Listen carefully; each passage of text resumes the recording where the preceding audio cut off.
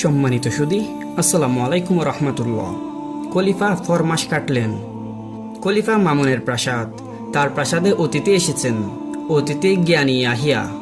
মেহমান মেজবান আলোচনায় রত। গভীর রাত, মোমবাতির মিঠা আলো জ্বলছে ঘরে। অতিথির পিপাসা পেয়েছে। পানির জন্য উৎসুক হয়ে এদিক ওদিক খুঁজতেই খলিফা মামুন জিজ্ঞেস করলেন, কি চাই আপনার? অতিথি ইয়াহিয়া তার তৃষ্ণার কথা জানালেন। শুনে খলিফা উঠে দাঁড়ালেন পানি আনার জন্য। ইয়াহিয়া ব্যস্ত হয়ে খলিফাকে অনুরোধ করলেন, আপনি না উঠে কোনো বৃত্তকে ডাকলে হতো না?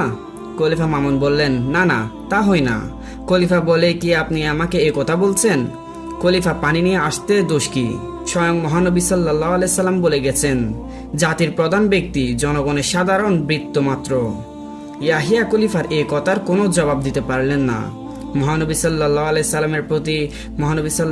সাল্লামের প্রচারিত আদর্শের প্রতি অপরিসীম শ্রদ্ধায় মাথা নুয়ে এলো তার। সর্বশক্তিমানের দেয়া কি সে মহান আদর্শ!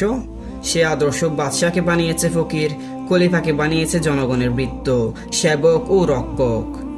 প্রিয় দর্শক, আজকের ভিডিও এখানে শেষ করছি।